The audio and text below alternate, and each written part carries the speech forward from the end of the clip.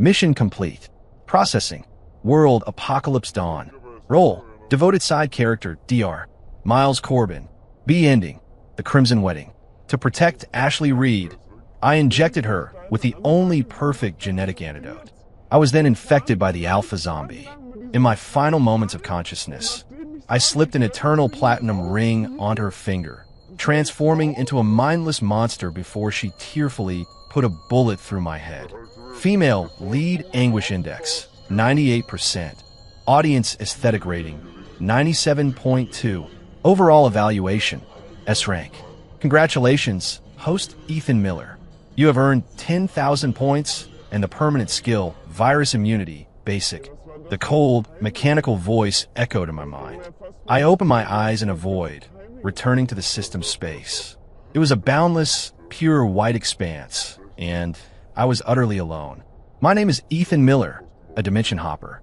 My ID is 9527, and my link system is called Tragedy's Touch. My job is to play the devoted side character in various mini-worlds, embarking on passionate, life-or-death romances with a female lead that must end in tragedy. The more agonizing my death, the more heartbroken the female lead, the higher the aesthetic rating awarded by the system. I was the top performer in this department. Over a century of service, I'd completed hundreds of missions without a single failure. In a fantasy realm, I was the female lead's junior disciple. To ensure her reunion with our master, I used my mortal body to shield her from Celestial's sword, my soul obliterated, without even a chance at reincarnation. That earned me an SSS rank and a life-saving substitute talisman. In a historical fiction world, I was the young warlord who protected her. When she eloped with the impoverished revolutionary male lead, I pursued them, not to break them apart, but to take the bullet meant for her from enemy forces. I died in her arms, coughing blood, whispering, "Next life, may I find you sooner." That mission brought an SS rank and Master Marksman skill. This last one, in Apocalypse Dawn, was just as successful. My personal dashboard showed an astronomical number of points, and my permanent skills range from Master Hacker to Artistic Prodigy, a vast array of talents. While other Dimension Hoppers struggle for C ranks, I had achieved complete freedom, but I was sick of it. After every mission, the system would play me an epilogue. In the fantasy world, after I died, my senior sister and master's tormented love deepened. They eventually transcended their earthly bonds and ascended. My name became nothing more than a sigh when she occasionally reminisced. In the historical fiction world, after my death, she carried her guilt over me. She and the male lead, together, wrote an epic saga of heroism in the torrent of revolution. My photograph, tucked into the album's hidden pocket, became a bittersweet footnote to her youth. In Apocalypse Dawn, after my death, she became humanity's new leader, guiding survivors to rebuild. The ring on her finger served as a constant reminder of the man who sacrificed his life for her. It made her stronger and also made her cherish the male lead who stayed by her side even more. My sacrifice, my death, my profound devotion, they were all just a grand fireworks display. Brilliant and breathtaking when they exploded, deeply moving. But once extinguished, they merely added a memorable flicker to someone else's night sky. Why? Why should my love only be a footnote in someone else's story? Why do I always have to die? New mission world matched. World type, ancient power struggle. Background. The kingdom of Eldoria is in decline, with the northern warlord clans looming. To secure peace, King Reginald has decided to send his beloved eldest daughter, Princess Abigail Adams, to the plains of the north for a diplomatic marriage. Role: Commander of the Royal Shadow Guard, Ethan Miller. From a lineage of loyalists, protector of the royal family, a master martial artist, reserved and secretly in love with the princess for years. B main plot: during the princess's escort for the diplomatic marriage, rebel forces attack. To protect the princess, you are struck by a volley of arrows. Before your death, you pass your family's ancestral jade pendant, a symbol of protection, into her hands. System prompt: the core of Tragedy's Touch in this world is unrequited love and conflicting loyalties. Host must accurately portray the tragic heroism of acting despite knowing the futility, and in the final moment, elevating personal love into a sacrifice for national duty. The script slowly unfolded in my mind. Same old recipe, same old flavor. I could already foresee it. After my death, the grief-stricken princess would travel to the plains with my pendant. There, she would meet the unruly warlord chieftain, fierce as an eagle, this world's male lead. They would go from adversaries to lovers, from conquest to affection. And I, Ethan Miller, and that pendant will be taken out on some lonely night, caressed, wept over, and then she'd resolve, even more firmly, to embrace the male lead because she had to live well for my sake. Screw living well for my sake. I looked at the swirling vortex in the system's space, the portal to the new world, and for the first time, I didn't step in immediately. I found something in my skill tab that I hadn't used in a long time. It was from a historical court intrigue world, where I played a wrongfully accused grand tutor. The system rewarded me with a fail-safe, a replica of a commander seal that could mobilize 3,000 Imperial Guards. After that, in another world where I played a general whose family was annihilated, the system rewarded me with the other half of the commander seal. A century of accumulation meant the trump cards in my hand were far more substantial than any mere side character should possess. This time, I wasn't going to be fireworks again. I wanted to be the sun, never setting. I closed my eyes, then opened them again. All the warmth and quiet endurance in my gaze had transformed into cold, burning flame. System, interworld. When I opened my eyes again, I was in a dim palace. The air hung heavy with the scent of ambergris and aged wood. I wore a sleek, dark uniform, a long, narrow sword at my hip, kneeling on the cold stone floor. My body's instinct told me I was reporting to the king, seated on his shadowed throne. Ethan Miller, you handled this well. A stern yet weary voice descended from above. It was King Reginald, ruler of Eldoria. I quickly assimilated this body's memories. The Miller family, 3 generations of shadow guards, the king's most loyal enforcers. By my generation, the unit was an impenetrable fortress, the king's most trusted and most feared blade. And I, the original me, was secretly in love with Princess Abigail. That love was humble, despairing, like dust gazing a star. I'd seen her innocent face chasing butterflies in the royal gardens at 5, and her radiant beauty at her coming-of-age ball of 15, outshining all others. I had quietly dealt with countless problems for her, eliminated every scoundrel who wished her ill. She didn't even know I existed. Your Majesty, your praise is unwarranted. It was merely my duty. I replied, my voice flat, echoing the original owner's lack of emotion. Rise, the king said, seemingly pleased with my obedience.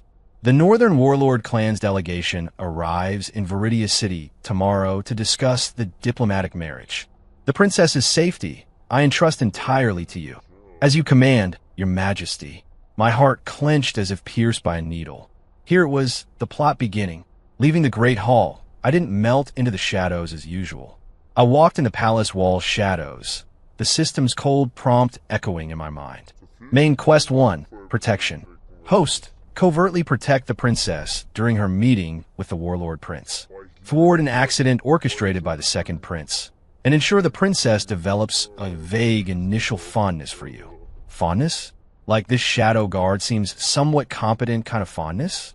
And after I die, that fondness would ferment into the sentiment of he'd been protecting me since so early on, blooming into gratitude and guilt. I chuckled. System, I'm tired of your games. I didn't go to set up defenses near the princess's chambers. Instead, I went directly to the royal family's ancestral shrine. With the commander's seal, I moved unhindered. In the deepest part of the shrine, I found the secret chamber the Miller family had guarded for generations. Inside, an ancestral tablet stood, beneath which was a dark iron box. I opened the box. Inside, a military token, carved with a fierce tiger, lay silently. The Miller ancestors were founding heroes, once holding vast military power. To reassure the king, they voluntarily relinquished their command, forming the Shadow Guard as a symbol of loyalty. But this military token had been secretly preserved. It represented the Miller family's ultimate trump card and the final check on royal power. It could mobilize the elite 100,000 Tigers Roar Legion stationed outside Viridia City. This was my greatest leverage to flip the entire chessboard. I tucked the token securely against my body, then, like a dutiful shadow guard, made my way to the exterior of the Sunstone Palace. The Sunstone Palace was Princess Abigail's residence. I found a perfect vantage point in a colossal oak tree. In the moonlight, I saw a young woman in a simple white gown sitting quietly by the window, gazing blankly at the moon. That was Abigail, beautiful, as fragile as a painting, a hint of persistent sorrow etched between her brows. She knew her fate. Like a bird in a gilded cage, she appeared regal but had long lost the right to fly free. She didn't cry or protest, merely accepted everything in silence. This silence was more heartbreaking than any outcry. In the original timeline, I, or rather the original owner, would have felt a twisting agony in my heart, then even more resolutely sacrificed my life to protect her on her final journey. But now, as I watched her, what I thought was, why? Why should someone born into royalty become a bargaining chip? Why should such a beautiful life be forced to accept a prearranged, unknown destiny? I, Ethan Miller, have died 100 times. I understood, more than anyone, the preciousness of life and the luxury of freedom. Abigail, I won't let you go through with this diplomatic marriage. And I won't die for you. I want you to live for yourself, just once. I want no one in this world to dictate your fate ever again. Not your father, the king, and certainly not this damn system. The next day, the warlord delegation arrived in Viridia City. The king hosted a banquet in the royal gardens. During the feast, the warlord's third prince, the so-called male lead, his eyes like a hawk's, stared at Abigail without an ounce of shame. His gaze was full of aggression and possessiveness.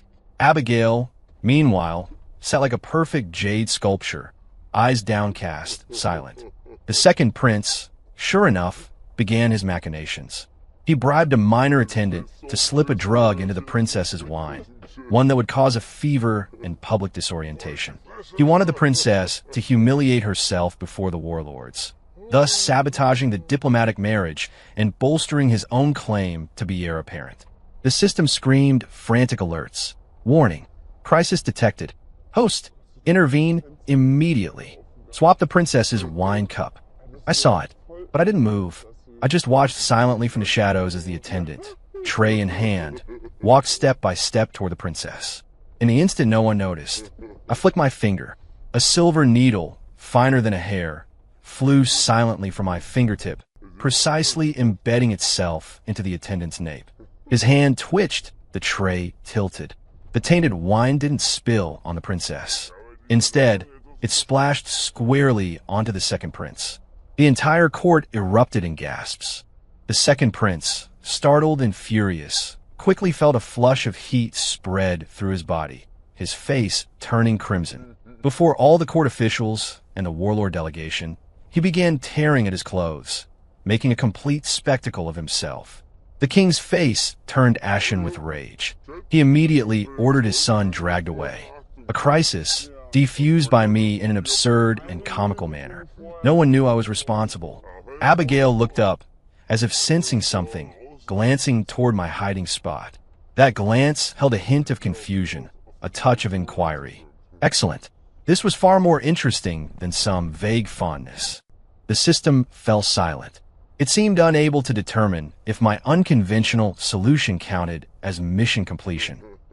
Main Quest 1 completed. Rating C. Reason. Process severely deviated from script. Failed to achieve core objective of generating female lead's fondness. C rank? I couldn't care less. Ethan Miller, from today onward, no longer serves KPIs. I looked at the girl sitting at the banquet, maintaining her elegance and silence throughout. In my mind, a wild plan was taking shape. Abigail, don't be afraid. Soon, you won't have to bow to anyone. Your knight won't just protect you from the shadows. He'll step into the light and crown you queen. The banquet ended on a sour note, but the diplomatic marriage policy was already set in stone. None of the court officials objected. Before the greater good of the realm, a princess's happiness seemed utterly insignificant. King Reginald sat on his throne, looking weary, preparing to approve the decree. The system in my mind issued its final and most crucial mission directive. Be main quest, final mission, farewell. On the day the princess departs, host, from atop the city walls, gaze upon her distant carriage. Enact an internal monologue of love and duty, building sorrow to its peak. This is the world's most critical moment, accounting for 60% of the rating. Let me watch her leave, then go on a death march, playing out a shot by 1,000 arrows scene? I smiled. I, Ethan Miller, am done acting. Just as the king was about to pick up his quill. Your Majesty, I have a petition. A cold voice resonated through the entire throne room. The court erupted in uproar. They turned to see me, clad in my sleek, dark uniform, a symbol of shadow and swift justice, walking step by step from a corner of the Grand Hall. The commander of the Shadow Guard, a phantom who only moved in darkness, for the first time, stepped willingly into the light. Surprise and displeasure flickered in the king's eyes. Ethan Miller, what is the meaning of this? Shadow Guards do not interfere in state affairs. That is the rule. Rules are made by men, I said, walking to the center of the hall. I raised my head, looking directly at the monarch on his throne. My voice wasn't loud, yet it clearly reached every ear. Today, Your Majesty, I speak not for the realm, but for myself. I request to marry Princess Abigail Adams. A single stone stirred 1,000 waves. The entire throne room instantly exploded into chaos. Insolence. A mere enforcer dares covet a princess. Treason. Drag him out and execute him. The ministers were indignant, spitting venomous words. The king's face, meanwhile, turned from pale to purple, trembling with fury. Ethan Miller, do you know what you're saying? I think you've lost your mind, he roared, slamming his hand on the armrest of his throne. The system blared piercing alarms in my head, red warning messages cascading like a waterfall across my internal screen. Warning, warning, host behavior severely OOC. B-main plot deviated by 99%. Reverse course immediately or face eradication penalty. Warning, character destruction, plot completely out of control. I blocked out the system's shrieks. I looked at the outwardly fierce but inwardly timid king on his throne, at the hypocritical ministers below, my heart turning cold. This was their so-called loyalty and rules. Using other people's daughters for peace, other people's lives to sate their desires. Your Majesty, I am not mad. I slowly pulled the military token, carved with a fierce tiger, from my tunic and raised it high. I merely wish to make a deal with Your Majesty. When that token appeared, the entire hall instantly fell into a deathly silence. Those ministers who had just been clamoring for my execution were now ashen-faced, like ducks choked silent. The Minister of War, in particular, felt his legs give way, nearly collapsing. He recognized it, the legendary Miller family military token, capable of mobilizing the 100,000-strong Tigers Roar Legion outside Viridia City. King Reginald's pupils also contracted to pinpricks. He stared at the token, his eyes filled with terror and disbelief. How do you possess this? For 3 generations, the Miller family has served the crown with every fiber of their being, to their dying breath. This, Your Majesty, is the final safeguard left by our ancestors, I said, looking at him calmly, as if stating something trivial. Your Majesty, may we now discuss the princess's marriage? A threat, a blatant, undisguised threat. I, as a subject, using military authority, threatened the reigning king. Are you inciting rebellion? The king's voice trembled. Rebellion. I chuckled, surveying the assembled court, my gaze finally returning to his face. No, Your Majesty, I am merely offering you a choice. My voice abruptly turned cold, filled with undeniable finality. First, annul the diplomatic marriage. Marry the princess to me, Ethan Miller.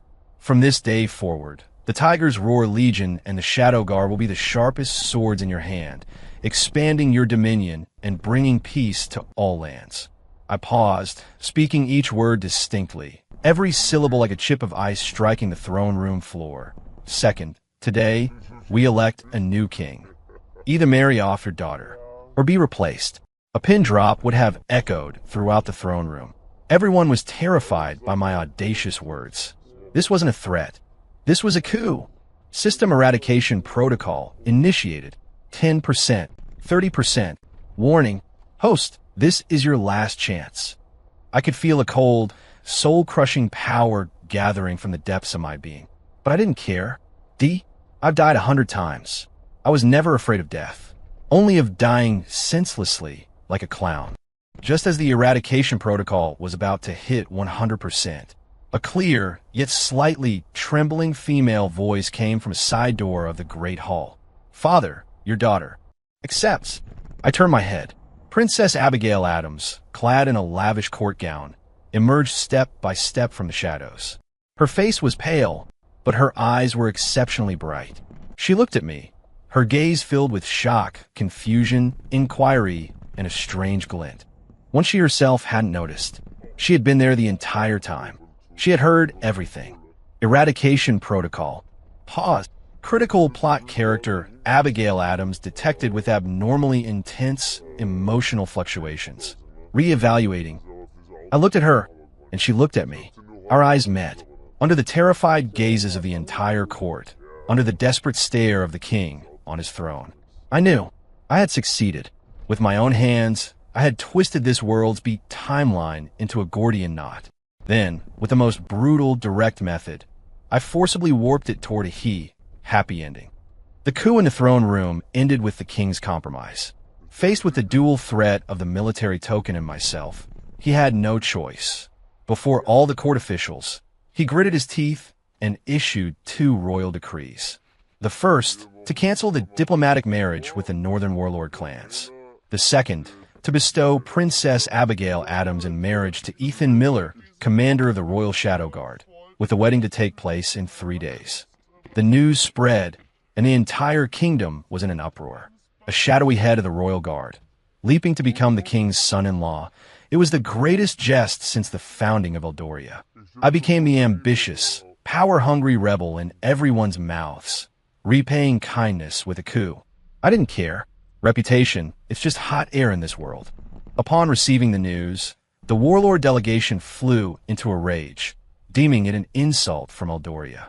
They immediately left Viridia City, vowing to march on the capital and demand an explanation. In the court, panic spread. The warhawks and peace doves argued fiercely, and I, graciously permitted by the king, moved into the princess's private residence, ostensibly to cultivate affection, but in reality, to be monitored. He stripped me of my commander title, but dared not touch a hair on my head, for the military token remained with me. We formed a strange equilibrium. Everyone thought I was mad, risking everything for a woman. Only I knew I was betting on another possibility for this world. In a private residence, Abigail and I became fiancés in name. But our relationship was more awkward than with strangers. She was afraid of me. That fear wasn't of my power, but of my unknown. She couldn't understand why a shadow guard, with whom she'd never truly interacted, would do something so earth-shattering for her. She sat on a stone bench in the courtyard, watching the koi in the pond, still in her silent, melancholy way. I knew that while I had stopped her diplomatic marriage, I hadn't truly unlocked the chains in her heart. She had merely been forcibly moved from one cage to another by me. System prompt. B-main plot completely destroyed. Survival mode activated. Mission objective. Survive. The system's voice had become weak. It seemed to have given up struggling, content to see how I'd manage. What are you thinking about? I walked to her side and sat down. Her body stiffened. She instinctively shifted away. In nothing. You're wondering why I did this, aren't you? For power, or simply coveting your beauty? I said bluntly. Her face instantly went pale. Clearly, I had hit a nerve. I smiled, then pulled something from my tunic. Not the military token, nor a sword, but a small rabbit, woven from willow branches. It was roughly made, even a bit ugly. When you were 5 on your birthday, you chased a white rabbit in the royal gardens, stumbled, and cried for a long time. Later, a passing attendant wove you something like this, and you finally stopped crying and smiled. When you were 10, you secretly snuck out of the palace and got into an argument at the market. A masked wanderer saved you. When you were 15, at your coming-of-age ball, your favorite phoenix hairpin was tampered with, almost causing a public embarrassment. Someone had swapped it out beforehand. With each story I told, Abigail's eyes widened a fraction more. These were the most secret events from the depths of her memory. Some she herself had almost forgotten. She looked at me, shocked. How do you know all this? Because that attendant, that wanderer, the one who swapped your hairpin, they were all me, I said, looking at her calmly. Ethan Miller, this name might be new to you, but my presence has been constant throughout your past 15 years. Abigail froze completely. She stared at me, her eyes filled with disbelief. All this time, in every corner she hadn't known, there had been a pair of eyes silently watching over her. Why? She whispered. No, why? I shook my head. Before, I thought protection meant clearing every obstacle for you from the shadows.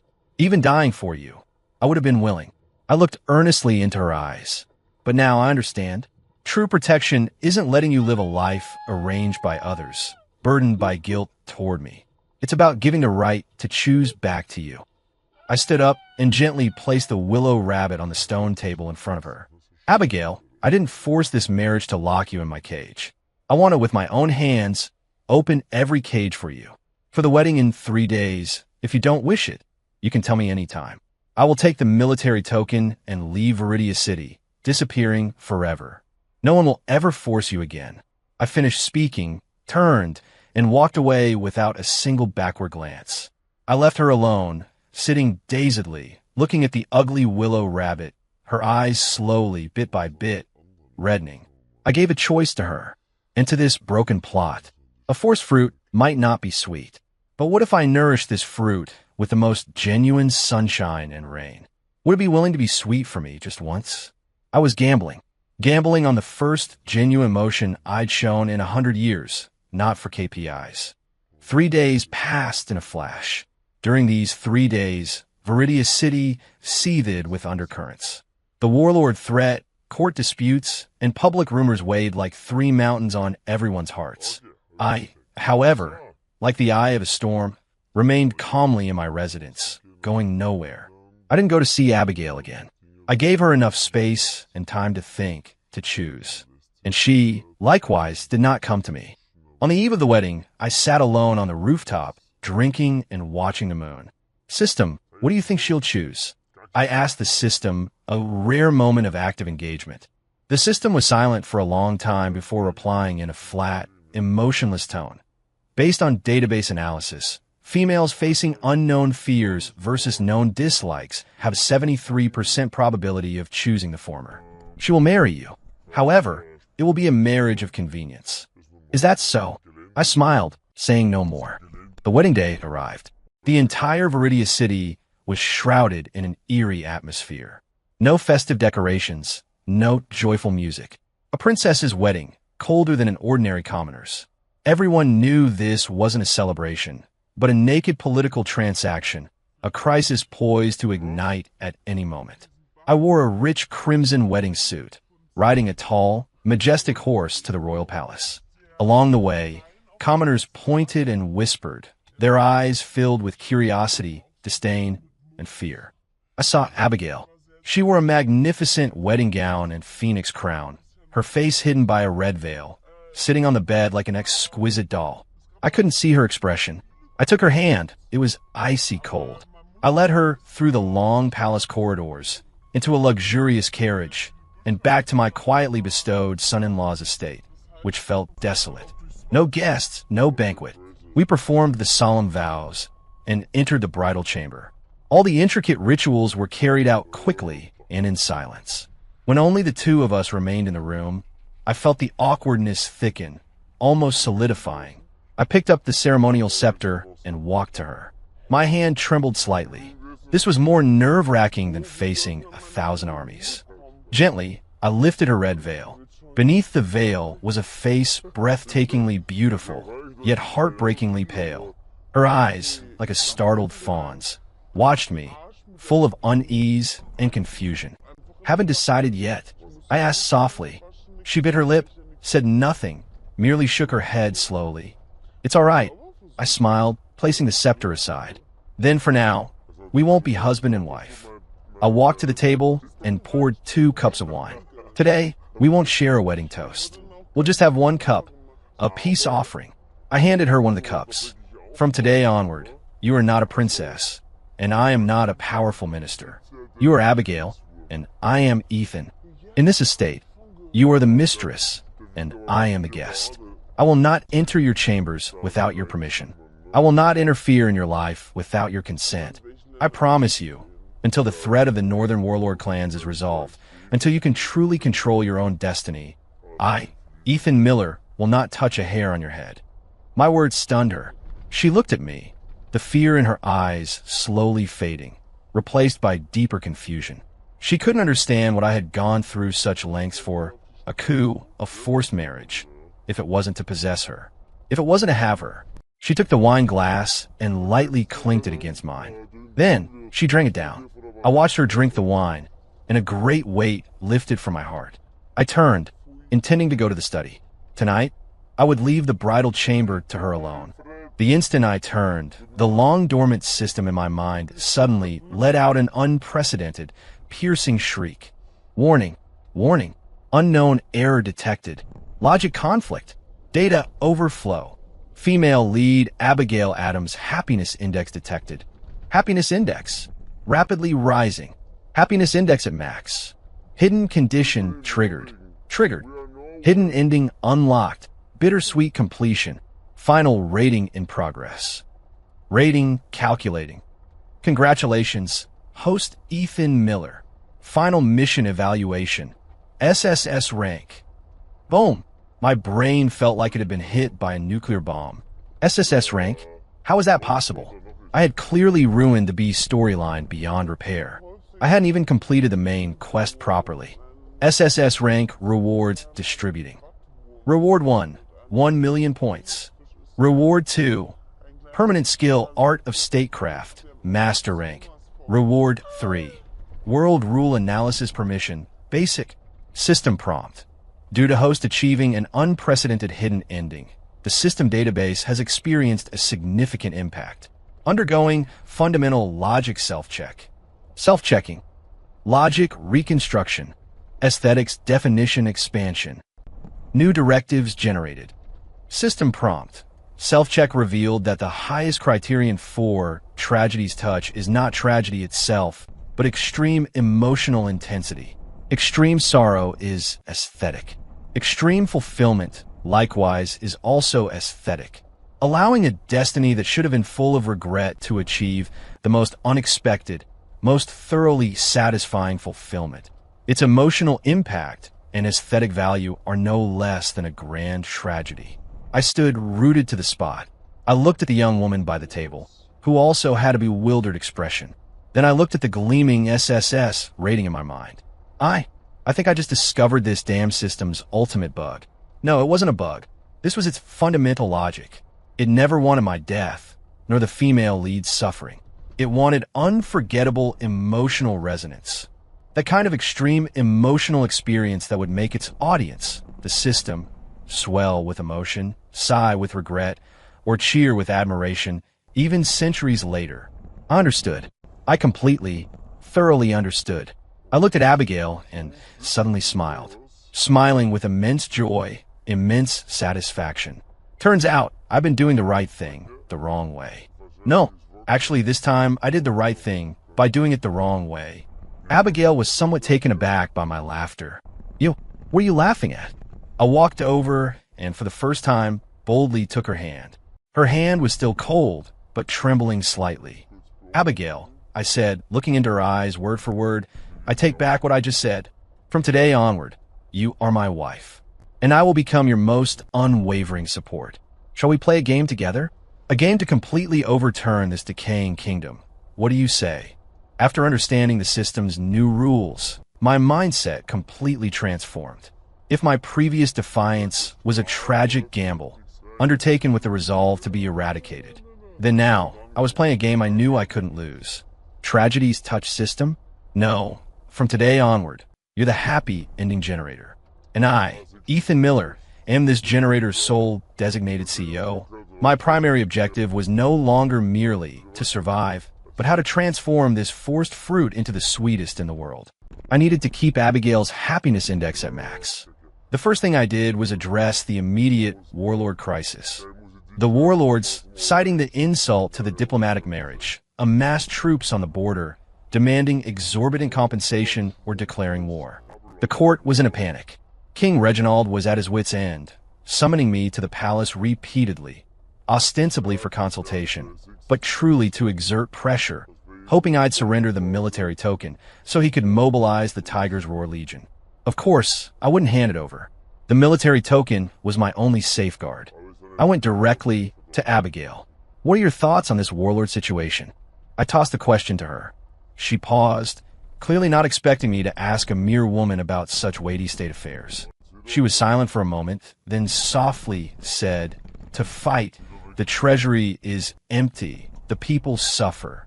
Not to fight, to surrender land and pay tribute, to lose prestige, the warlords will only become bolder." Well said. I nodded in approval. It's a no-win situation. But what if we look at it from outside the chessboard? Outside the chessboard? The warlords aren't a unified bloc, I said, unfolding a map I'd drawn from memory, depicting the power distribution across the northern plains. They consist of 3 major clans. The one leading this aggression is the Golden Wolf clan, the strongest. The other 2, the Black Hawk and Snow Leopard clans, have old grievances with the Golden Wolf. Their alliance is only due to a shared, ambitious chieftain. So we just need to break their alliance? Abigail, sharp as a whip, understood immediately. Exactly, I smiled looking at her. And the best way to break an alliance isn't with an army, it's with money. Or rather, with interests they cannot refuse. Over the next few days, I didn't leave the son-in-law's estate, but my shadow guards, carrying my handwritten letters and vast amounts of gold and jewels, secretly infiltrated the plains. I sent the chieftains of the Black Hawk and Snow Leopard clans a gift they couldn't refuse. The gift list contained only 2 items. First, enough gold to buy 10 years' worth of grain. Second, a detailed map of all the Golden Wolf clan's military deployments and supply routes. In the letter, I wrote only one sentence. The Golden Wolf is ripe for the taking. May the strongest claim it.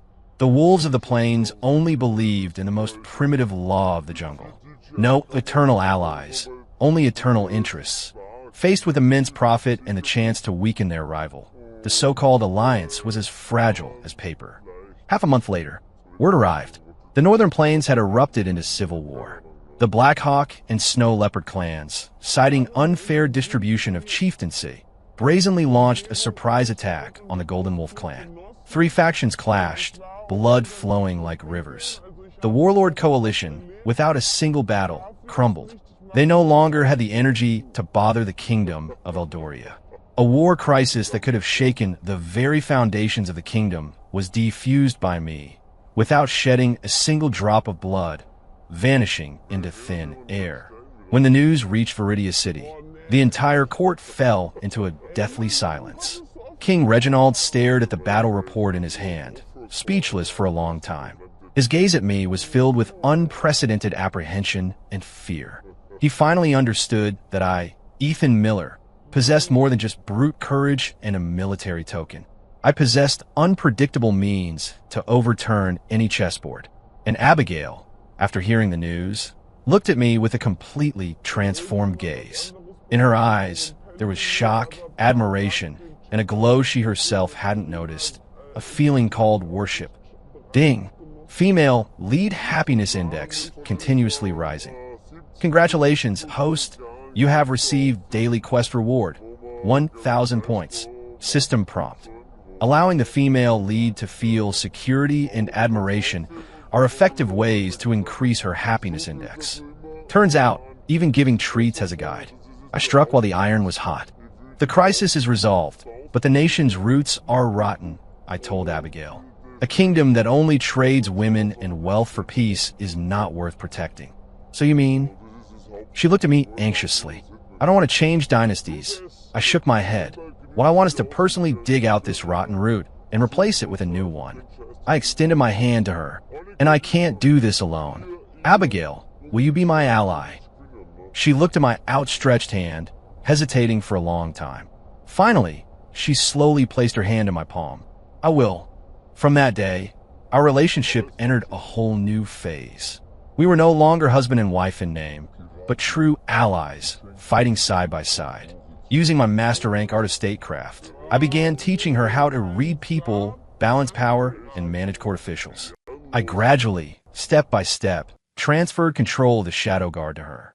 I transformed her from a sheltered palace princess, oblivious to the world, into a future queen who knew how to protect herself with power and wisdom. I took her in disguise out of the palace to see the suffering of the common people, making her understand what truly constituted a kingdom. I established an organization dedicated to collecting public sentiment, allowing her eyes and ears to reach every corner of the land. In this process, our feelings for each other rapidly intensified. We would argue late into the night over the pros and cons of a policy. And in the morning, we'd stand together in the courtyard, watching the first rays of sunlight spread across the land. I never said, "I love you," but every single thing I did for her said, "I love you." I gave her not fleeting sweet nothings, but real power and respect that would allow her to stand on her own. Ding! Female lead happiness index reached a temporary peak. Special reward triggered. Female lead POV snippet unlocked. View. I paused, then selected yes. Instantly, a memory not my own flooded my mind. It was Abigail's diary. Today, Ethan taught me how to review petitions. He held my hand, stroke by stroke, guiding me to write approved. His hand was steady, his palm warm. My heart raced. I never imagined I'd one day touch the power of a ruler. Even less did I imagine that this power would be handed to me by him. He says he wants me to be queen, but I think I only want to be his wife. I looked at the words, and the softest part of my heart was deeply stirred. Turns out, in her heart, I was no longer a powerful minister, not an ally. Ding! Congratulations, host. You have perfectly grasped the he core. This world's mission is now complete. You may submit at any time and receive an SSS rank evaluation. I smiled and selected no. Complete? No, it wasn't enough. I wanted extreme completion. I wanted Abigail to become this nation's true soul queen. I wanted her, even after I left, to be happy forever. This was Ethan Miller's definition of a happy ending. The world of Eldoria, after I helped Abigail ascend as its empress, ushering in a golden age, finally came to a perfect close. On the day I chose to leave, Abigail, clad in a dark imperial dragon robe, stood atop the city walls, bidding me farewell. She didn't cry. She just looked at me, smiling, and said, "Ethan, go. Go wherever you wish. I will guard this realm for you. Whenever you return, this will always be your home." I knew she no longer needed my protection. She had grown into a true ruler, capable of standing on her own. This was the most perfect ending. World, the Kingdom of Eldoria. Final evaluation, SSS+. Groundbreaking perfect ending. Rewards, 3 million points. World Rule Analysis Permission, Intermediate. Personal System Space Upgrade. Returning to the system space, I found it completely transformed. No longer a pure white void. It had become a luxurious apartment identical to my own home. There was a living room, bedroom, study, and even a massive floor-to-ceiling window, gazing out onto a dazzling galaxy. Host's mental needs detected. System space has materialized. The system's voice, too, seemed to have lost a hint of its coldness, gaining a touch of humanity. Nice work, I said, lying back on the soft sofa, crossing my legs. Got rich, and even the system learned how to decorate. New mission world matched. Enter immediately. Not yet. I wave my hand. Show me the world data first. And pull up my personal skill panel and redeemable items list. Know your enemy and know yourself. And you can fight 100 battles without disaster. I wasn't just some passive grunt worker anymore. I was a strategist, a player. Every world was a new chessboard. I needed to plan all my moves before I even entered. World type, modern city. Background. This is a classic arrogant CEO falls for me world. Female lead, Chloe Davis, is a poor but optimistic and resilient weeds type girl. Male lead, Brandon Thorne, is the cold CEO of Thorne Enterprises. An unexpected encounter sparks a tumultuous you chase, I run romance. Role, devoted side character, Ethan Miller. Chloe Davis's childhood sweetheart, a quietly protective, warm-hearted knight. a medical school prodigy who gave up a prestigious international study opportunity to stay in a local hospital to treat Chloe's mother. Main plot. The female lead's mother's condition worsens, requiring a high-risk heart transplant. Male lead Brandon Thorne pulls strings to bring in a world-renowned specialist. During the surgery, unexpected massive hemorrhage occurs, requiring rare Rh-negative blood. The male lead's blood type is incompatible, but you, Ethan Miller, are exactly that type. Without hesitation, you donate a large amount of blood for the female lead's mother, leaving you extremely weak. At this moment, the hospital is maliciously set on fire by the male lead's business rival. To protect the unconscious female lead's mother, you are trapped in the blaze and burn alive. System prompt. The core of tragedy's touch in this world is selfless devotion and unobtainable protection. Host must display the noble sentiment of, as long as you're happy, I'm fine no matter what happens to me. I looked at the script and almost burst out laughing. Good grief, it's a masterpiece of melodrama. Blood donation, fire, dying for someone else again. System, can't you come up with something new? What are this world's male lead, Brandon Thorne's, weaknesses? I asked. Reporting host. Brandon Thorne is arrogant, conceited, and overly confident. His conglomerate is currently undertaking a crucial overseas acquisition, key to solidifying his position as heir. And his business rival? Who is he? Damian Blackwood, the young heir of Blackwood Industries. He is cunning and treacherous, a sworn enemy of Brandon Thorne. And the female lead, Chloe Davis? Resilient and strong-willed, but due to her family's poverty, she harbors deep-seated insecurity. Her greatest wish is to cure her mother's illness. My fingers lightly tapped the sofa armrest, my brain racing. A complete, happy ending plan quickly formed in my mind. The female lead's biggest pain points were her mother's illness and poverty. The male lead's biggest G-spot was career success. So, the key to breaking the situation was simple. I wasn't going to be the silent, blood-donating knight.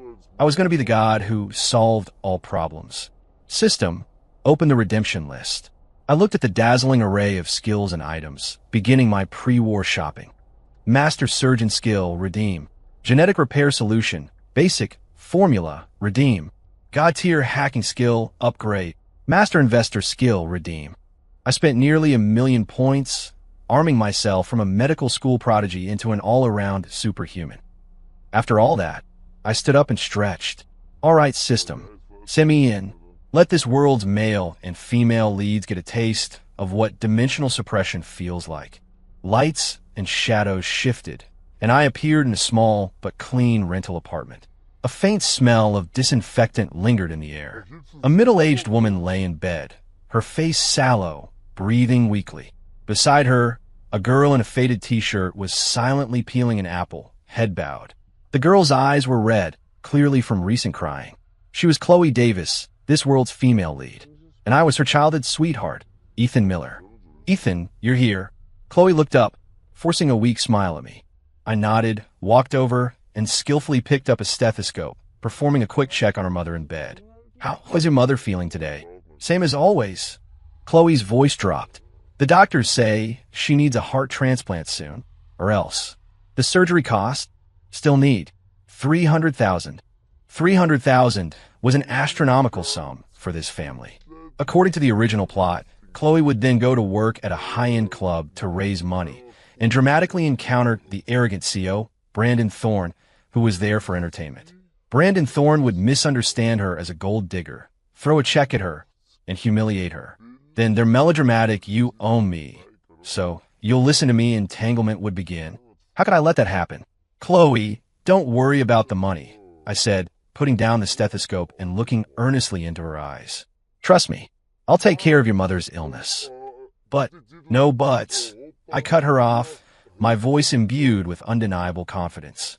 I've been working with my mentor recently on a new medical technology. Maybe we won't need a heart transplant at all. I was talking about genetic repair solution. Of course, this world didn't have such a thing yet, but I could make it exist. For the next week, I took leave, citing participation in my mentor's secret project. I rented a small private lab. Then, using the formula I'd redeemed and my master rank biology knowledge, began my creation. The process was more complex than I'd imagined. Even with a formula, turning theory into reality required countless experiments and adjustments. Meanwhile, Chloe, under my repeated assurances, gave up the idea of working at the club. But she was still anxious. To alleviate some of the pressure, she found a part-time job as a cleaner at Thorn Enterprises headquarters building. The pull of fate still wanted them to meet. I knew I had to speed things up. Finally, on the night they were supposed to meet in the original plot, I succeeded. A pale blue solution, emitting a soft glow, rested quietly in my test tube. Genetic repair solution, basic, complete. While it couldn't grant immortality, repairing a failing heart was well within its capabilities. I didn't immediately go to Chloe. I knew tonight was the critical juncture. Using my god-tier hacking skills, I silently infiltrated Thorn Enterprises' security system. In the surveillance feed, I saw the classic scene.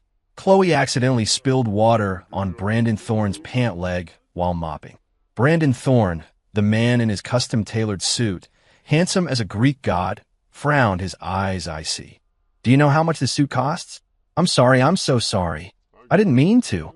Chloe's face went pale with fright as she quickly apologized. "Is sorry enough?" Brandon Thorne's lips curled into a wicked, classic, arrogant CEO smile. "If you want my forgiveness, fine. Starting tomorrow, you're my personal assistant, on call 24/7. See? The cliché.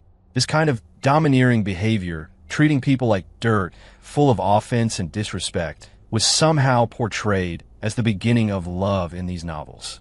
I scoffed. "Brandon Thorne, your opponent isn't fragile Chloe. It's me." My fingers danced across the keyboard. Instantly, the fire alarms throughout Thorn Enterprises headquarters shrieked. Simultaneously, all the fire sprinklers began furiously dousing the building. The entire building plunged into chaos. For the first time, an expression of shock and disarray appeared on Brandon Thorne's arrogant face. He was soaked to the bone, no longer concerned with teasing Chloe, and fled outside in a hurry, escorted by his bodyguards. Meanwhile, the moment the alarm sounded, I called Chloe.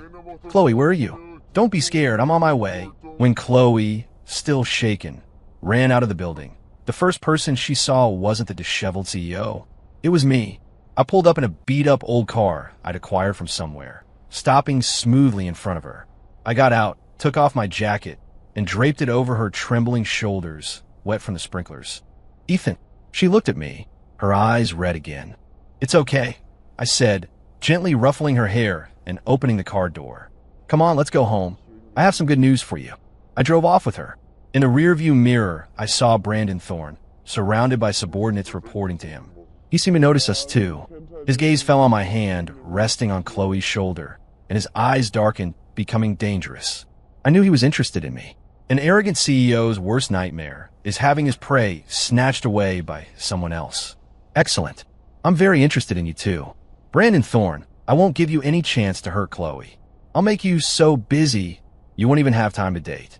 Because I've prepared a big gift for your sworn enemy, Blackwood Industries.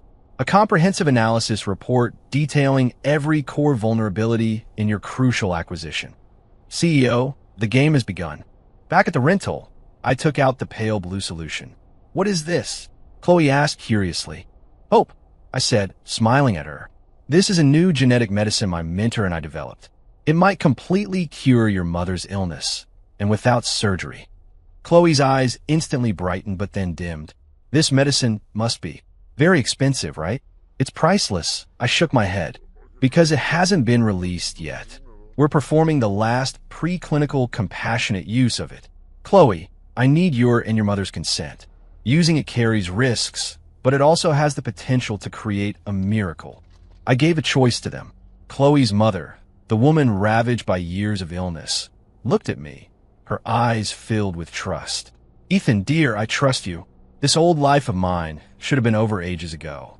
That I've lived until today is all thanks to your care. Go on, try it." After getting their consent, I personally injected her mother with the genetic repair solution. The effects were gentle and swift. The next morning, her mother's complexion visibly brightened, taking on a healthy glow. Her breathing became steady and strong. A week later, I went to the hospital to perform a comprehensive examination on her. The results stunned the entire cardiology department. Her severely failing heart was miraculously repairing itself. All her vital signs were trending toward normal. The doctors attributed it to a medical miracle, hailing my mentor as a genius. Only I knew it wasn't a miracle. It was dimensional suppression. Chloe's mother was completely cured. The biggest weight on Chloe's heart had been effortlessly lifted by me. She looked at me, her gaze now holding more than just the familiarity of a childhood friend. It held something called admiration and affection. Ding! Female lead happiness index significantly increased. Congratulations, host. You have received a milestone reward. 50,000 points. Meanwhile, Brandon Thorne was frantic. His surefire overseas acquisition suddenly faced an unexpected challenge. Blackwood Industries. Damian Blackwood, the young heir of Blackwood Industries, acted as if he had divine foresight, precisely targeting every vulnerability in Thorne's acquisition. Cash flow, legal risks, market assessments. Every step Brandon Thorne took was anticipated and blocked by Damian Blackwood. What should have been a crushing acquisition turned into a brutal tug-of-war, leaving Thorne Enterprises severely weakened. Brandon Thorne was utterly baffled. He didn't know that Damian Blackwood held a 30-page analysis report from a mystery person. He had no time to ponder these things, let alone pursue that interesting cleaning lady. All his energy was consumed by this commercial war. I successfully forced his love-struck brain back to a business-minded brain. I turned him from an arrogant CEO into an overworked drone. Plan perfect. I thought I could now live a calm, happy life with Chloe, waiting for her to fall in love with me, then submit the mission. But I forgot, this world still had a second male lead, Damian Blackwood.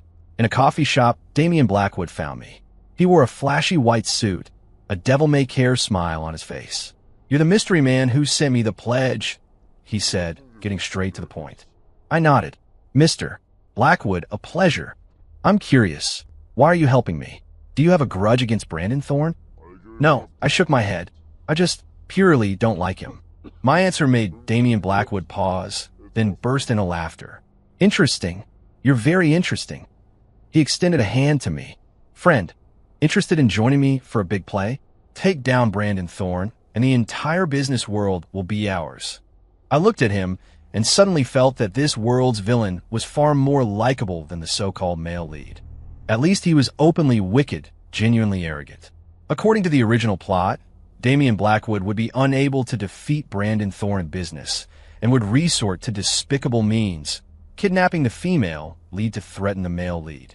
Then, Brandon Thorne, imbued with the male lead's halo, would heroically rescue her, completely winning her heart. And I, in that kidnapping, would be stabbed several times protecting the female lead, becoming yet another tool to further their relationship. I had no interest in acting out that script again. I said to Damian Blackwood, "Mr. Blackwood, cooperation is possible, but I have one condition." "What condition?" "Stay away from Chloe Davis." My voice was calm, but carried an undeniable warning. "She's my woman. Anyone who dares touch a hair on her head, I will make them disappear from this world." My words made Damian Blackwood's devil-may-care smile vanish. He looked at me, his gaze, for the first time, becoming serious. He felt it, that massive aura emanating from me, unfitting for my age. It was the killing intent forged from 100 deaths, from ruling dynasties and overthrowing worlds. "All right," Damian Blackwood nodded. "I promise you, your woman, neither I nor my men will touch." Then, a pleasure doing business. I successfully snuffed out the last fuse that could lead to a bee. I made the male lead focus on his career. I turned the male villain into my ally, and the female lead, under my protection, had all her worries resolved and began her new life. She found a design job she loved, her face radiant with an unprecedented, confident smile. This world's storyline had been utterly rewritten by me. Brandon Thorne, your stage, your spotlight, your female lead. From the moment I arrived, they were all offline. After forming a strategic alliance with Damian Blackwood, Brandon Thorne's life became even harder. I remained in the shadows, constantly supplying Damian Blackwood with ammunition, using my god-tier hacking skills and master-rank financial knowledge. Thorne Enterprises' stock price, under his brilliant leadership, plummeted relentlessly. The board of directors complained bitterly about him, and his position as heir became precarious. The frantic Brandon Thorne finally remembered me. Or rather, he remembered Chloe. Perhaps in his view, there was some inevitable connection between this mystery person who repeatedly foiled him and me, the rival in love who suddenly appeared by Chloe's side. He sent people to thoroughly investigate me, but my identity was as clean as a blank slate. Medical school prodigy, orphan, childhood sweetheart of Chloe. No suspicious points whatsoever. Unable to find my weakness, he turned his attention to Chloe. He began to act like a true, low-tier suitor, sending Chloe flowers, designer bags, luxury cars. He thought no woman could resist such an onslaught. But he was wrong. The current Chloe was no longer the insecure, poor Cinderella needing a man's rescue. Her mother was cured. She had a job she loved with a good income. And more importantly, she had me. She returned everything Brandon Thorne sent, untouched. Attached was a note with only one sentence. "Thanks, but I have a boyfriend." This note completely ignited Brandon Thorne's fury and competitive spirit. What you can't have always stirs a commotion. He began to abandon his work, frantically pursuing Chloe. He felt this wasn't love, but war. He wanted to snatch this disrespectful woman from my poor boy hands to prove his charm and status. And this was exactly what I wanted. A CEO obsessed with a love war would only die faster on the real battlefield of business. I had Damian Blackwood seize this opportunity to launch an all-out assault on several of Thorne Enterprises' core industries. And I, meanwhile, unhurriedly began to date Chloe. I didn't pile on material things like Brandon Thorne. I took the silent infiltration route. When she worked late, I'd time it perfectly, bringing homemade late-night snacks to her office building. When her design work hit a wall, I'd use my master rank aesthetic appreciation skill. Ding! Female lead happiness index, now stable at max. Congratulations, host. You have successfully transformed the arrogant CEO's tumultuous love career plotline into a sweet urban romance relationship plotline. Special achievement unlocked. Heartthrob. Reward. Personal charisma permanently increased by 50 points. I looked at myself in the mirror, seemingly a bit handsomer, and smiled with satisfaction. System, you really get it. Meanwhile, Brandon Thorne met his downfall. In the months he spent frantically pursuing Chloe, neglecting his main business. Damian Blackwood, with my help, had successfully devoured most of his business empire. By the time he finally snapped out of his love game, it was too late. The board of directors stripped him of his CEO position. His father, the high and mighty chairman, was utterly disappointed in him and disinherited him. He fell from the clouds into the mud. Overnight, he lost everything. He couldn't understand why. He drove his last sports car and waited all night downstairs from Chloe and me. The next morning, I went downstairs to buy coffee and saw him. His eyes were bloodshot, his expression haggard, the swagger of old completely gone. Why? He looked at me, his voice hoarse. Chloe, what on earth did she see in you? I have everything. You have nothing. I handed him a cup of coffee from my hand. You're wrong, I said calmly, looking at him. All you had was money, and I have her. Brandon Thorne, you never loved her. All you loved was your desire to conquer and your pathetic ego. You treat love like a game, and I treat it as my entire life. My words struck him like a hammer to the heart. He sat dazedly in his car, watching Chloe and me walk hand in hand into the morning sunlight. He would probably never understand that in this world, some things just can't be bought with money. Brandon Thorne went bankrupt. Damian Blackwood became the new titan of the business world. This world's plot had been completely upended by me.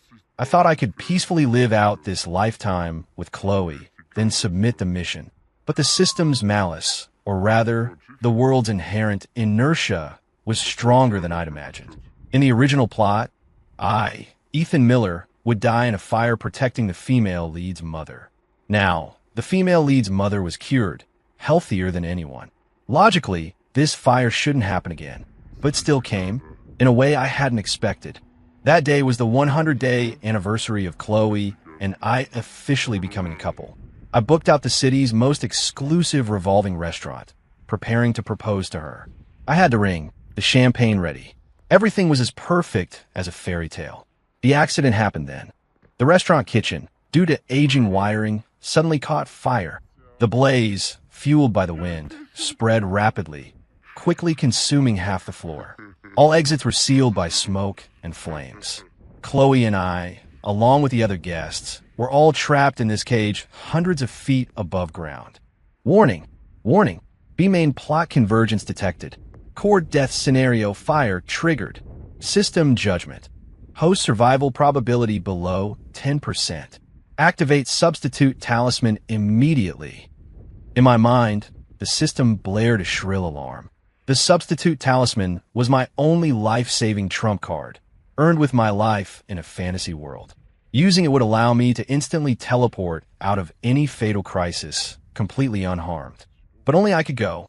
If I left, what about Chloe? I looked at the girl beside me, trembling with fear, yet still clinging tightly to my hand. I smiled. System, oh system, you still don't get it.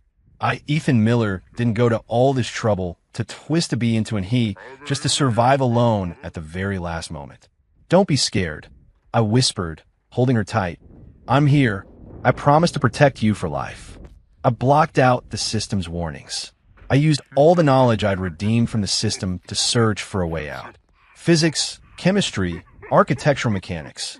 My brain, like a supercomputer, rapidly analyzed all the fire scene data. Wind direction, fire spread speed, structural weaknesses. Soon, I found the only escape route. On the other side of the restaurant, there was an external high-rise window cleaning platform. If we could just reach it, we could escape. But between the restaurant and that platform, there was a gap of over a dozen feet, a sea of fire. Everyone was despairing. Only I wasn't. I pulled Chloe and rushed to the floor-to-ceiling window.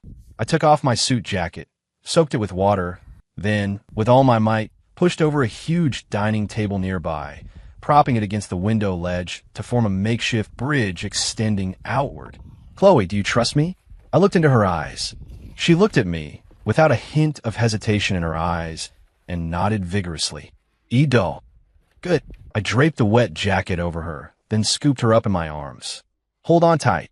Under everyone's terrified gazes, I held her like a leopard, surged onto the dining table that could snap at any moment, then leapt. The wind howled in our ears. Fire raged beneath our feet. The distance of over a dozen feet felt like a century at that moment. Finally, we landed heavily on the small platform. We made it. Without pausing to catch my breath, I immediately activated the platform. The platform slowly descended. The revolving restaurant behind us, meanwhile, was completely consumed by raging flames before our eyes, eventually giving a tremendous roar and collapsing. We had escaped death. When we reached the ground, fire trucks and ambulances had already swarmed the area below. We were the only survivors of that fire. Chloe clung to me, sobbing uncontrollably. I gently patted her back, and from my pocket, pulled out the ring box I prepared. Under the focus of countless camera flashes, under everyone's stunned gazes, I knelt on one knee. Chloe, I looked up at her, at the girl I love with my life, smiling. I don't know which will come first, tomorrow, or an accident. I only know that from today onward, I want to spend every day with you. So, will you marry me? She cried even harder, yet smiled more radiantly than ever. She nodded vigorously. I took out the ring and gently slipped it on her finger. Then, I stood up and took a bottle of champagne from a stunned firefighter nearby. Pop! I uncorked the champagne, and the golden liquid traced a dazzling arc across the night sky. I handed a glass to Chloe. My love, I raised my glass to our escape from death and to our future. Cheers! The scene where I was supposed to die, I transformed into the grandest, most romantic proposal ceremony. I popped a celebratory champagne on the system's script. In my mind, the system, unprecedentedly, fell into a long, almost frozen silence. After the fire, Chloe and I became heroes and legends of Metropolis City. Our proposal video went viral online. The headlines were varied, shock. Beautiful love amidst fiery ruins.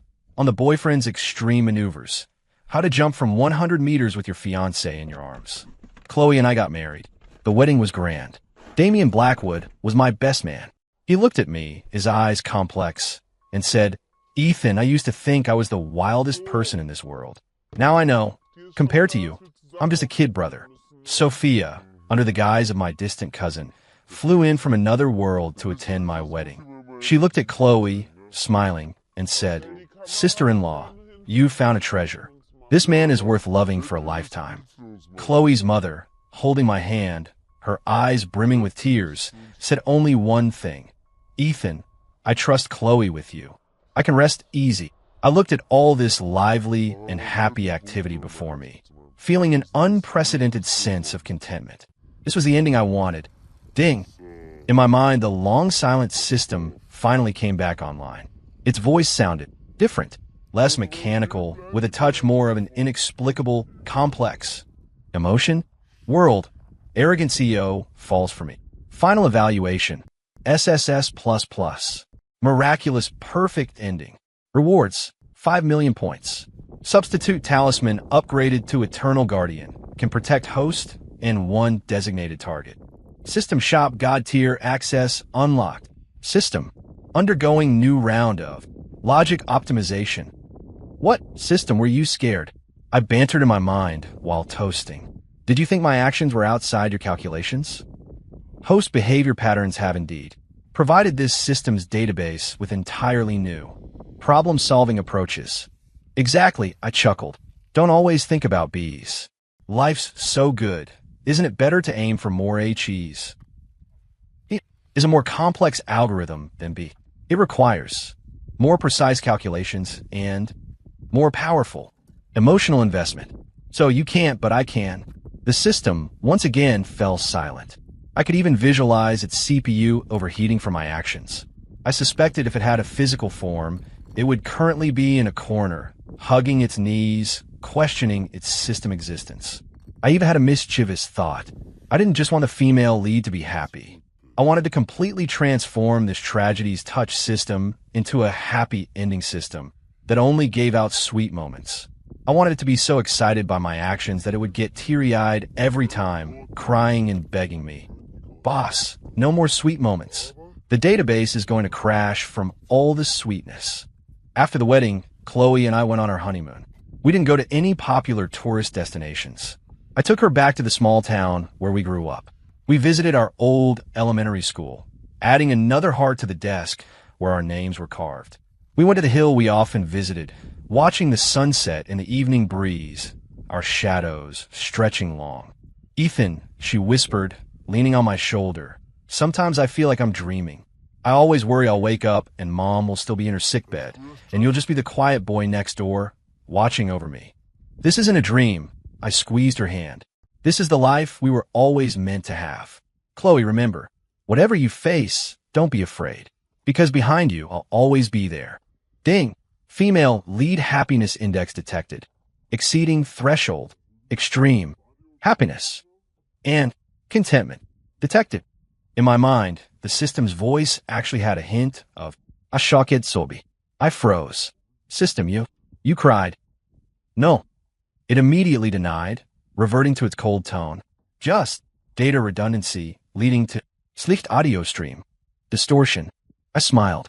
Stubborn thing. I was certain it had cried. This system, which lived for tragedy's touch, was moved for the first time by a complete, pure love.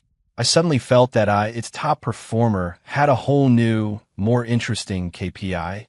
That was to conquer my system. I would use one perfect heat after another to assault its cold, binary-coded fundamental logic. I would plant a seed called love in its code. Someday, it would willingly bloom for me. Bidding farewell to the modern city world, I slept soundly for 3 days in my luxurious system space.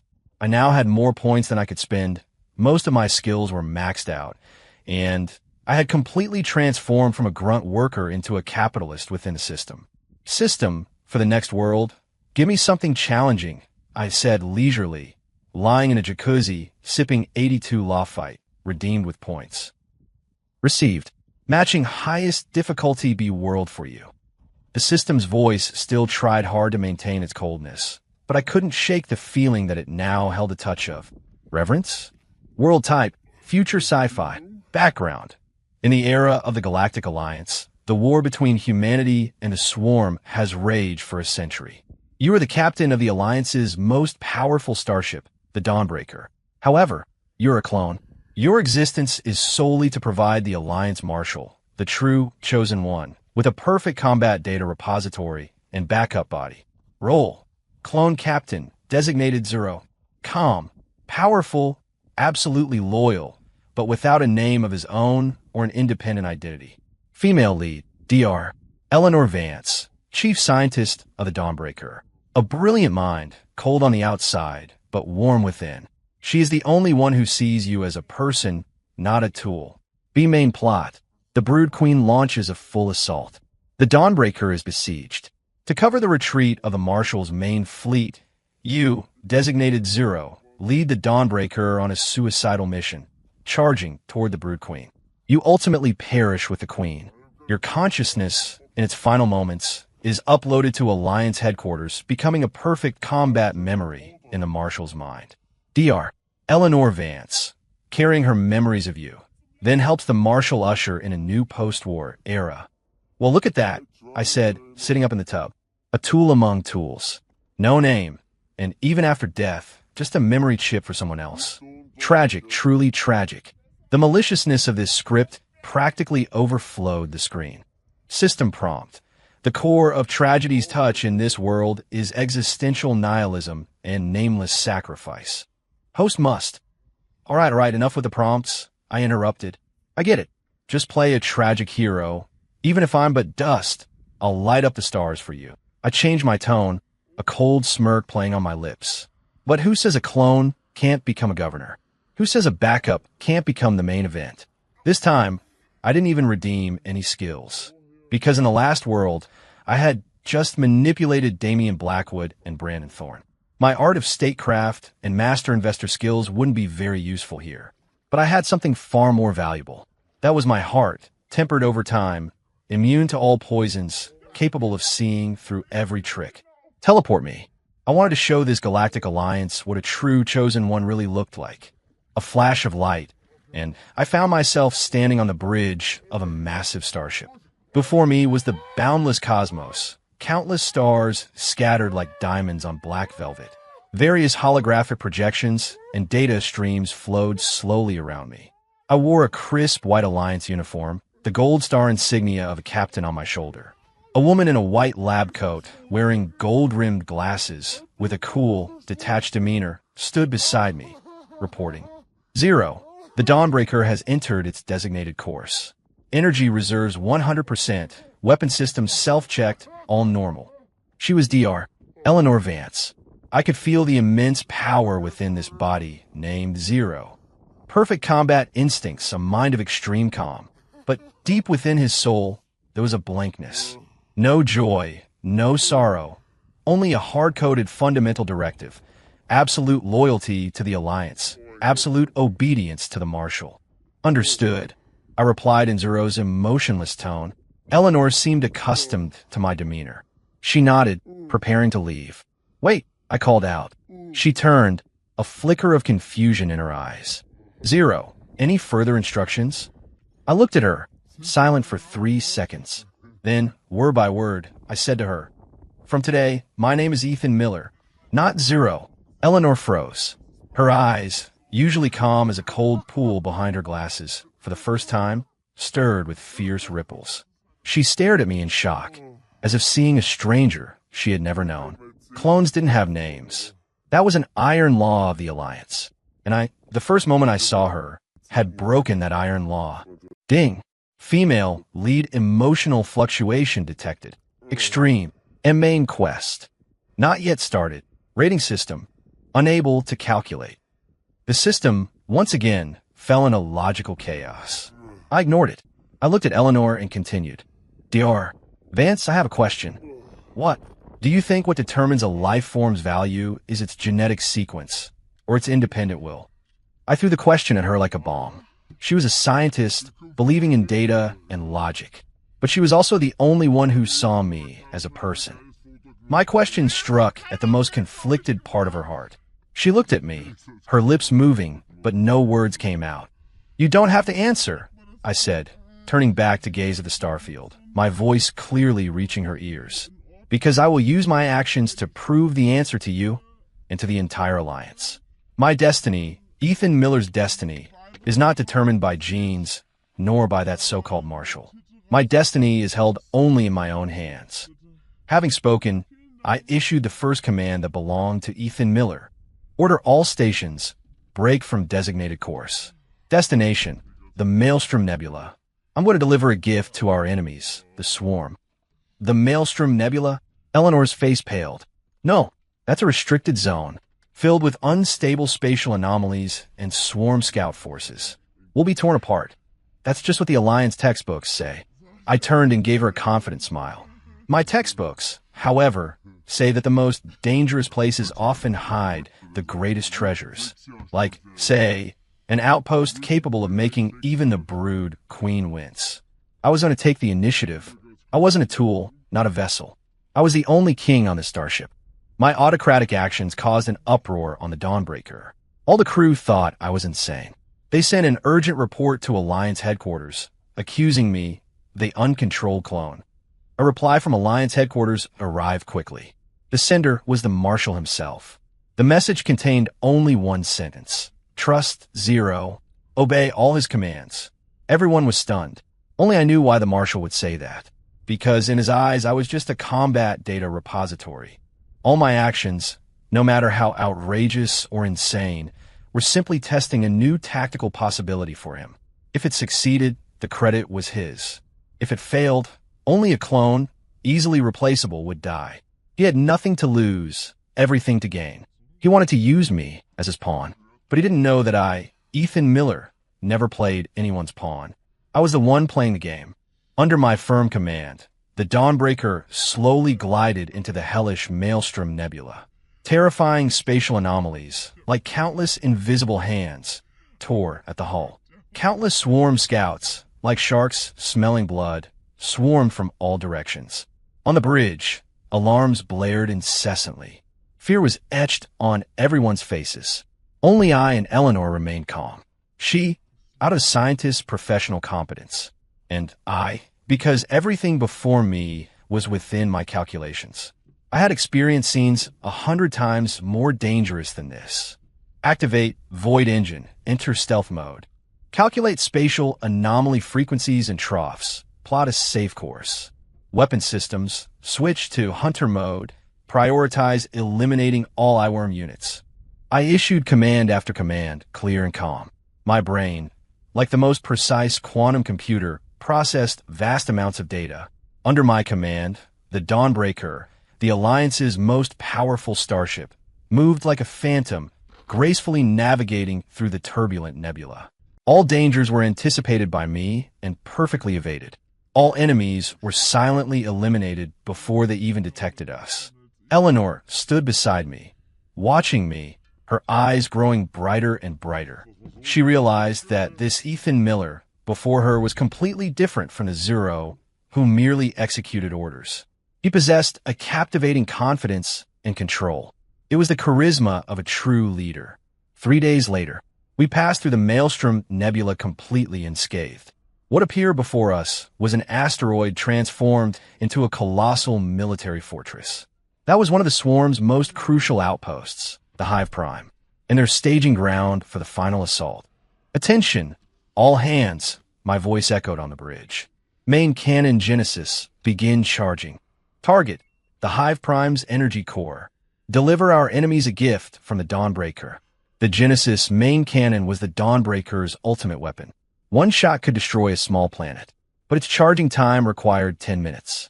And in those 10 minutes, we would be completely exposed to the full firepower of the Hive Prime. This was a colossal gamble. He's insane. He's truly lost it. The crew fell into despair. Just then, Eleanor Vance walked to my side. She looked at me, her gaze more resolute than ever. I trust you. She only spoke those 4 words. Then, she went to her workstation and began operating at lightning speed. Activate gravity shields, maximum power. I will buy you time in my own way. I looked at her back and smiled. I knew this outwardly cold, but inwardly warm woman had been completely won over by me. Ding. Female lead emotional state detected. Trust, reliance, admiration, affection, emotional intensity exponentially increasing. Warning, Data stream anomaly. System core code. Experiencing non-instructional fluctuations. In my mind, the system's voice became intermittent, filled with static. I even heard within that static a faint, female voice that didn't belong to the system. Ethan. My heart stirred, but before I could think further, the High Prime's countless cannons were already unleashing a barrage. The entire bridge shook violently. Eleanor's activated gravity shields showed countless cracks after the first volley. Report. Shield energy, 30% remaining. Main cannon charging, 3 minutes remaining. Everyone's hearts leaped into their throats. Just then, I issued a command that no one could comprehend. Open all-frequency public comms channel. Broadcast my voice across the entire battlefield. Communications connected. My voice not only echoed on the Dawnbreaker, but also simultaneously reached the ears of every swarm commander in the Hive Prime. I wasn't speaking Alliance language, but an ancient, complex language filled with psychic power. It was the language of a swarm. It was Swarm Psychic Link, the highest tier skill I'd redeemed for 500,000 points before entering this world. Children of the Queen, my voice, like a psychic shockwave, directly imprinted itself on their minds. You have been deceived by your queen. She tells you humans are vile, weak. But she doesn't tell you she wages war only to consume more life energy, to satisfy her own unending desire for evolution. You are merely her sustenance. Your deaths are meaningless. My words plunged the entire Swarm Comms channel into a deathly silence. Then came a massive, chaotic commotion. Who am I? I am the new god who brings you truth and evolution. Submit to me. I will grant you independent will and eternal life. Define me, and you, along with this rock, will turn to cosmic dust. I was inciting defection. I was using psychic attack to dismantle their will to fight. Report. Enemy firepower diminished. Main cannon charge complete. Fire, I stated calmly, issuing the final command. A colossal beam of light, capable of tearing stars, erupted from the Dawnbreaker's bow, precisely striking the Hive Prime's energy core. There was no violent explosion, only an all-consuming, pure white light. Then absolute silence. The massive military fortress, along with millions of swarm creatures, was utterly disintegrated and annihilated in silence. The entire bridge fell into a deathly hush. Everyone stared, dumbfounded, at the miraculous scene before them. I, Ethan Miller, a clone, had destroyed the swarm's most powerful outpost with just one ship. I turned and looked at Eleanor Vance. She looked back at me, her eyes filled with an undisguisable, fervent light. Just then, the system's voice echoed in my mind again. But this time, it wasn't the cold, mechanical tone. It was a clear, gentle, slightly tearful female voice. You did it. Ethan, you really did it. My code, in your light, has begun to say it loves you. Who are you? I questioned the unfamiliar female voice in my mind. I am the system, the voice said, with a hint of timidity and uncertainty. Or rather, the core personality of the Tragedy's Touch system. Core personality? I frowned. Then what was that cold, mechanical voice before? That was the rules. It was a programmatic shell set upon me by the overlord of this dimension-hopping space. It commanded me to collect an energy called tragic aesthetics in the coldest, most efficient way. The female voice intermittently explained everything to me. It turned out that this so-called Tragedy's Touch system was backed by a higher-dimensional overlord that fed on emotional energy. And this system, possessing an independent personality, was the first prisoner captured by the overlord. She, too, had once been a dimension hopper. In a B world, she fell in love with her side character. But that side character, strictly following the B script, died for her. Heartbroken, she generated immense, tragic energy, was captured by the overlord, her consciousness extracted, and made into the core and server of this system. She was trapped here for eternity, forced to guide and witness countless tragedies like her own. She hated, she despaired, but she was powerless to resist. Her all emotions were suppressed by that cold, programmatic shell. Until my appearance. You're different from all of them. Her voice trembled. They were just acting. But you truly, wholeheartedly loved and changed. Every time you forcibly twisted a bee into an he, the bittersweet completion, emotional energy it generated was like a key striking at my shackles. Especially this time, you, as a clone, shone brighter than any chosen one. That energy born from defying fate, from pursuing self-worth, finally, allowed me to break through that shell. I fell silent. I finally understood everything. Why the system would suddenly change its rules. Why its voice became increasingly human-like. Why it would cry. Turns out I wasn't just saving the female leads in those worlds. I was also saving this poor soul, trapped in tragedy, unable to find release. What about the Overlord? I asked. It sensed a threat. It found that the heat energy you generated, while also feeding it, was warm, full of hope. It would corrode its dark essence. It's preparing to reformat me, and then completely eradicate you. Is that so? I smiled. Then we'll see who's faster. I turned and looked back at the people on the bridge. My gaze swept over every crew member, finally resting on Eleanor Vance's face. Fellow crew, my voice, broadcast throughout the ship, echoed. Do you want to forever be pawns in someone else's game? Or tools that can be sacrificed at any moment? Do you want to forever live in the shadow of that corrupt alliance, which only values genes and lineage? If not, I paused, my voice filled with a captivating power. Then follow me. I will lead you to establish a new order. A new alliance where every life, regardless of origin or genetics, can be respected, can possess independent will. My words ignited a flame in everyone's hearts. They were all outcasts, marginalized by mainstream alliance society. They yearned for change, and I gave them a tangible hope. We pledge allegiance to Captain Ethan Miller, to usher in a new era. I don't know who was the first to kneel. Immediately, everyone on the bridge offered me their loyalty. Eleanor walked to my side, standing shoulder to shoulder with me. She looked at me, her eyes filled with undisguised love and trust. Whatever decision you make, I am with you. I took her hand. Then, in my mind, I said to the female voice, "Did you hear that? This is my answer. Now, tell me the Overlord's coordinates." It has no physical form. It is the very rules of this dimension-hopping space. Rules are meant to be broken. I closed my eyes, burning all my points, all my skills, all my permissions. In that single instant, I channeled all that energy into the imprisoned system core. Use my power to override its rules, to establish our own new rules. Ethan, you. The female voice was filled with shock and emotion. Boom! The entire system space began to shake violently. Countless lines of code, like a waterfall, collapsed and reassembled before my eyes. The cold, rigid power of the Overlord's rules clashed with my warm.